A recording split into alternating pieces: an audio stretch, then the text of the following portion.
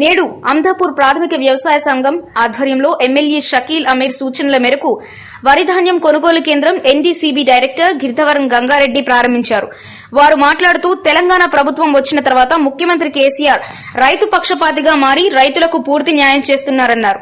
రైతులు దళారులకు వడ్లను అమ్మి మోసపోవద్దన్నారు. రైతులు నాణ్యమైన వడ్లను తెచ్చి అధికారులకు సహకరించాలని వారు కోరారు. ఇట్టి కార్యక్రమంలో vice MPP Kota Gangareddy, BRS senior నాయకులు Pentakalam Sanjeev, AMC vice chairman Salura Shakeel, AMC director Vinod Nayak, ఎంపీటీసీలు అంజమ్మ, వెంకటేష్, సొసైటీ డైరెక్టర్స్ నమ్మిళ్ల చిన్నసాయిలు, కూర్మే రాజు, భద్దం సుమన్, భేగరి అశోక్, గ్రామ పెద్దలు జాయా నాగయ్య, నవాద్ నగేష్, గంగెడ్ల ఈశ్వర్, శ్రీనివాస్ గౌడ్, బోయిపోశెట్టి, నీరాడి బాబురావు, ఉట్పల్లి మధుకర్, ఏరాజ్పల్లి హనుమంతరెడ్డి, పోతన్న తదితరులు పాల్గొన్నారు. आज उसकी मिसाल मैं आपको बताता हूँ। हमारे रविंदर साहब मैं एक प्लेट में खाना खाते, राधा कृष्णा मैं एक प्लेट में खाना खाते, धूप सिंह मैं एक प्लेट में खाना खाते, गंगा रेड्डी साहब हमारे एक साथ खाना खाते, एक प्लेट में खाना खाते, साथ में बैठते। ऐसी हमारी तहजीब है। लेकिन आज रियासत तेलंगाना को नजर लगा के एक ऐसी हरामी आंख इनकी है कि इन लोग किसी हाल में यहाँ का माहौल खराब करने की कोशिश कर रहे हैं। यहाँ पे सिर्फ फसाद फैलाना है और जो है दहशतगर्दी फैलाना है, ऐसा माहौल पैदा कर रहे।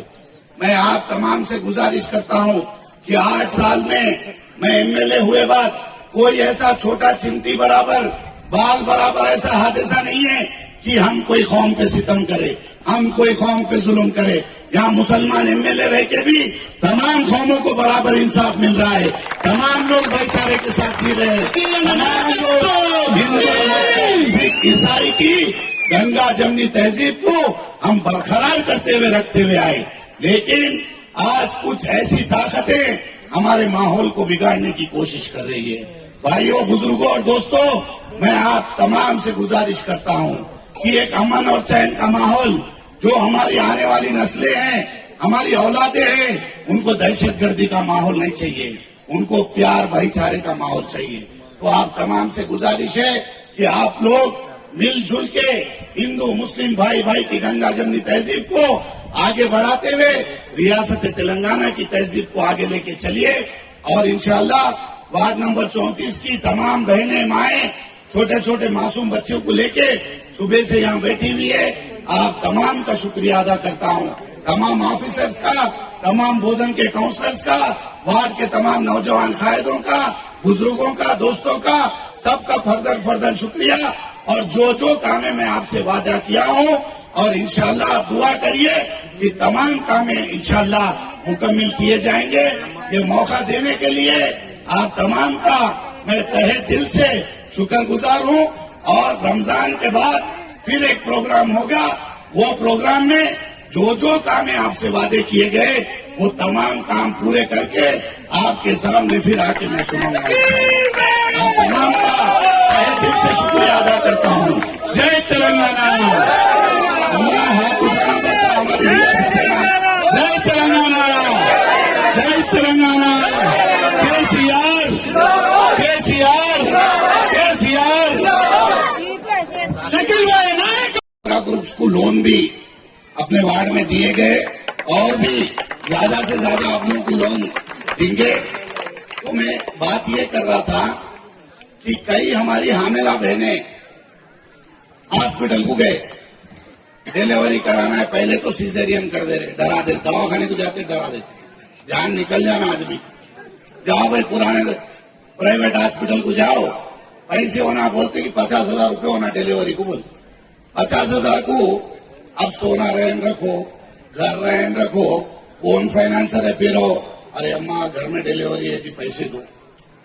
पैसे ब्याज से लेके आके, सूद से लेके आके, डिलीवरी करा के, ऐसे हालात पहले चलते थे जिंदगी में, समझे आप। आज आप देखिए, मैं आपको बताता हूँ, पहले तो हामिला औरत सेहतमंद रहना, अच्छा खाना खाए तो अच्छी सेहतमंद औलाद पैदा होती, आपकी सेहत अच्छी रहती, बच्चे की सेहत अच्छी रहती। अच्छा खाना खाने के लिए भी घर में पेट भर के पैसे रहना ना। लेकिन हुकूमत की जानिब से आप देख रहे आंगनवाड़ी स्कूल के टीचर से यहाँ पे सब लोग हैं, हुकूमत की जानिब से हर हामिला औरत को 13,000 रुपए अच्छे से अच्छा खाना खाने के लिए दिए जा रहे। उसके बाद डिलीवरी हो गई, बच्चा हो गया। अब वो बच्चे को, मासूम बच्चे को घर में रखना बोले तो बोलते फाड़ दे रहे, बेडशीटा फाड़ दे रहे, थैले फाड़ दे रहे, फाड़ दे के बच्चे को सुला, वो बच्चा बीमार पड़ जाता दम बोल के। हालत नहीं है, क्या करेंगे भाई। लेकिन आप सोचिए ये हुकूमत क्या है, मैं आपको बताना चाह रहा हूं कि छोटा ठहरो, खाना खा लो, साकिब सबको हटाओ से, साकिब खाना बाद में। वादा करता हूं कि अगर ये वार्ड में एक रोड एक ड्रेन बची भी रहेंगी तो हम आपसे वोट पूछने नहीं आएंगे। पूरा मुकम्मल काम 34 नंबर वार्ड का हर तरीके से काम पूरा मुकम्मल करेंगे, नहीं तो आपकी गली में घर के पास आके वोट भी नहीं पूछेंगे, ठीक है।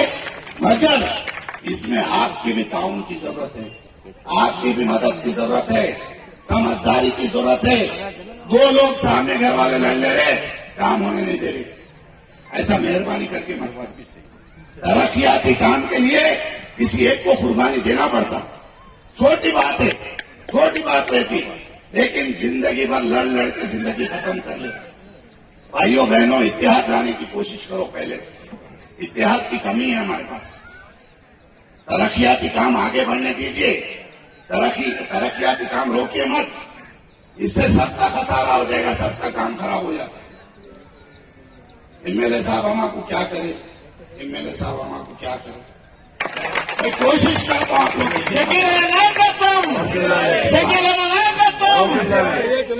मक्के को गया, मैं अपनी फैमिली के लिए दुआ नहीं करता हूं, सबसे पहले बोधन के आवाम के लिए करता हूं।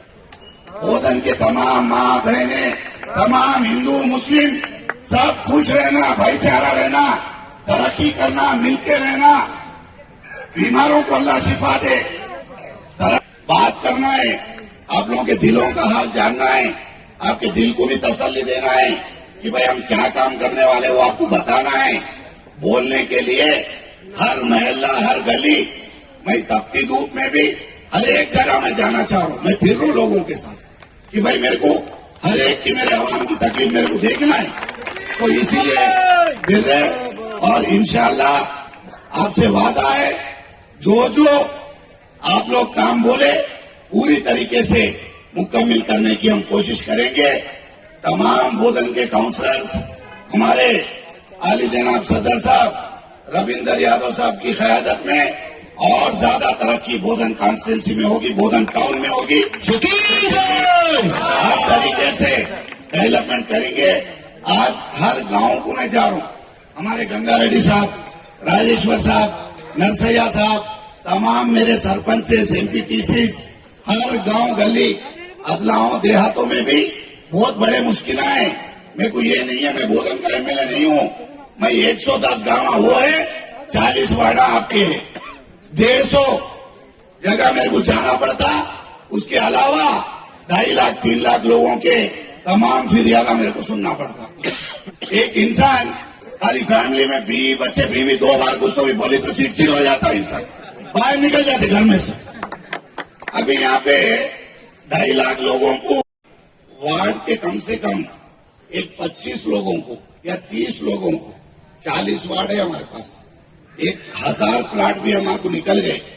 125 गज के 1000 प्लाट निकाल भैया, पहले वो प्लाटों का पट्टा आपको दे देंगे, उसके ऊपर आपको घर तामीर करने के लिए 3-3 लाख रुपए दे देंगे, ठीक है ना। आप तामीर करिए, इंशाल्लाह 1 महीने 1.5 महीने के अंदर वो पट्टे पूरे आपको एक प्रोग्राम रख के तमाम बोधन के 1000-1200 जो लोग हैं सबको बुला के वो पट्टे पूरा लेआउट बना के म्युनिसिपालिटी के तहत वो लेआउट पूरा ऑफिशियल बना के आपको वो प्लाट हैंडओवर करेंगे। देखिए हम काम करने के लिए मर जा रहे, मिट जा रहे, मौका चाहिए, दस्तूर चाहिए, माहौल चाहिए, सिचुएशन। उनकी खिदमत करने के लिए मैं हमेशा तैयार हूं। तो हमारी पूरी कोशिश रहेगी आज वार्ड में फिर के तमाम जो काम थे 34 नंबर वार्ड में मुकम्मल तरीके से मेरे दिमाग में आ गए हैं और सोहेल साहब की सदारत में तकलीफा सुनना, खिदमत करना, उनका गुस्सा सुनना, प्यार लेना। मेरे पे कितने टेंशन आए, हर इंसान को एक एक टेंशन रहता दुनिया में। अरे नहीं जी वाह शकील भाई मिलेश नहीं घर को, अरे भाई तुम मिलने से पहले क्या करे वो तो मालूम कर लो। तो ऐसा कई चीजें हैं, लेकिन अल्लाह ताला सबले जमील दिया, सलाहियत दिया, आपकी दुआओं से काबिल है और अल्लाह ताला काबिल बनाया सो है। तो इंशाअल्लाह आप तमाम की खिदमत करेंगे। बोधन की तहजीब हिंदू मुस्लिम भाई भाई की गंगा जमनी मिसाल है। आज ये भारतीय जनता पार्टी जो है ना, भारतीय झूठा पार्टी, सिर्फ हिंदू मुसलमान झगड़े करके कटा देने के चक्कर में आज 2014 से रियासत तेलंगाना में तो हमारे को क्या हुआ, बोधन में पहले 700 डबल बेडरूम दिए थे, 700 में 400 डबल बेडरूम बना दिए अपन। एक हफ्ता 10 दिन में वो डबल बेडरूम आपको दे देते। वो कैसा देते हैं, वार्ड में 10 लोगों को मिलता, 10 लोगों को 8 लोगों को मिलता। उसके अलावा 34 नंबर वार्ड में जो लोगों के पास जमीन है, घर बना लेना चाह रहे, वैसे 35 घरों को 3-3 लाख रुपए मेरी तरफ से घर का लोन आपको दे देते। अब उसके अलावा भाई हमारे घर में जमीन नहीं है, कुछ नहीं है, हम किराए से रहते हैं। अब क्या करना, ये भी बड़ी परेशानी की बात है।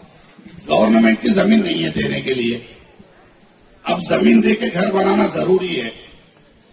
तो मैं आज सुबह फिर रहा था बोधन शहर में, तो मेरे दिमाग में एक बात आई कि भाई वाकई में गरीब लोग जाएंगे कहाँ के। भाई मेरे पास तो घर है ही नहीं, जमीन खरीदने की सकत नहीं, तो अब जिंदगी जीना कैसा। मेरे दिमाग में एक चीज है कि भाई क्या करना। तो मैं ये सोचा कि हमारे शक्कर में निजाम शुगर फैक्ट्री की जमीन है हमारे राधा कृष्णा साहब के वार्ड में। राधा कृष्णा साहब से भी मैं बात करा था, और धूप सिंह साहब के वार्ड में है, हमारे धूप सिंह साहब के वार्ड में है, तो इंदिरा करण के वार्ड में है। ये तमाम कलेक्टर आरडीओ कि मेरे हाथ चल गए।